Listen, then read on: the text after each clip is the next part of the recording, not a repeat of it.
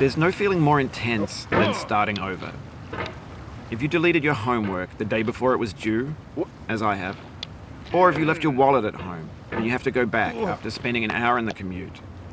If you won some money at the casino and then put all your winnings on red but it came up black. If you got your best shirt dry cleaned before a wedding and then immediately dropped food on it. If you won an argument with a friend and then later discovered that they just returned to their original view. Starting over is harder than starting up.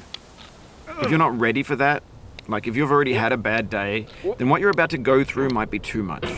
Feel free to go away and come back. I'll be here. Alright, thanks for coming with me on this trip. I'll understand if you have to take a break at any point. Just find a safe place to stop and quit the game. And don't worry, I'll save your progress, always. Even your mistakes. This game is a homage to a free game that came out in 2002, titled Sexy Hiking. The author of that game was Jazzuo, a mysterious Czech designer who was known at the time as the father of B games. And B games are rough assemblages of found objects. Designers slap them together very quickly and freely, and they're often too rough and unfriendly to gain much of a following. They're built more for the joy of building them than as polished products. In a certain way, Sexy Hiking is the perfect embodiment of a B game. It's built almost entirely out of found and recycled parts, and it's one of the most unusual and unfriendly games of its time. In it, your task is simply to drag yourself up a mountain with a hammer. And that act of climbing, in the digital world or in real life, has certain essential properties that give the game its flavor. No amount of forward progress is guaranteed. Some cliffs are too sheer or too slippery. And the player is constantly, unremittingly in danger of falling and losing everything.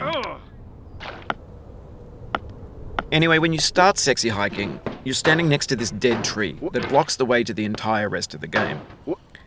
It might take you an hour to get over that tree, and a lot of people never got past it. You prod and you poke at it, exploring the limits of your reach and your strength, trying to find a way up and over. And there's a sense of truth in that lack of compromise. Most obstacles in video game worlds are fake. You can be completely confident in your ability to get through them once you have the correct method or the correct equipment or just by spending enough time. In that sense, every pixelated obstacle in Sexy Hiking is real. The obstacles in Sexy Hiking are unyielding, and that makes the game uniquely frustrating. But I'm not sure Jazzuo intended to make a frustrating game. The frustration is just essential to the act of climbing, and it's authentic to the process of building a game about climbing. A funny thing happened to me as I was building this mountain. I'd have an idea for a new obstacle, and I'd build it, test it, and it would usually turn out to be unreasonably hard. But I couldn't bring myself to make it easier.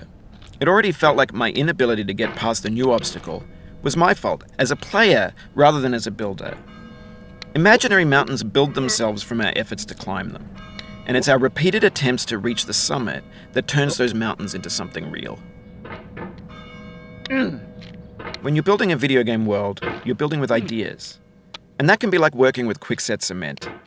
You mold your ideas into a certain shape that can be played with, and in the process of playing with them, they begin to harden and set until they're immutable, like rock. And at that point, you can't change the world. Not without breaking it into pieces and starting fresh with new ideas. For years now, people have been predicting that games would soon be made out of prefabricated objects, bought in a store and assembled into a world. And for the most part, that hasn't happened, because the objects in the stores are trash. I don't mean they look bad or that they're badly made, although a lot of them are. I mean they're trash in the way that food becomes trash as soon as you put it in the sink. Things are made to be consumed and used in a certain context, and once the moment is gone, they transform into garbage. In the context of technology, those moments pass by in seconds. No.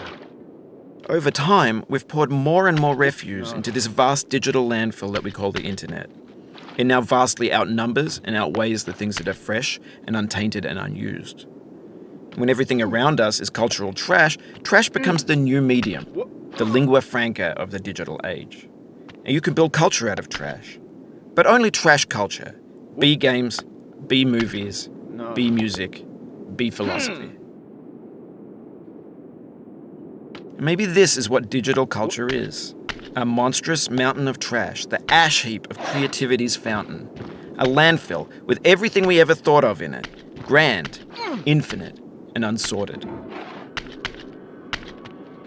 There's 3D models of breakfast, Gen X's fanfic novels, Scan magazines, green screen Shia LaBeouf, banned snuff scenes on LiveLeak. Facebook's got lifelike bots with unbranded adverts and candid shots of Kanye and Taylor Swift mashups, car crash epic failed GIFs, Russian dashcam vids, discussions of McRibs, discarded, forgotten, unrecycled, muddled, rotten, untitled. Everything's fresh for about 6 seconds, until some newer thing beckons, and we hit refresh. And there's years of persevering disappearing into the pile, out of style, out of sight.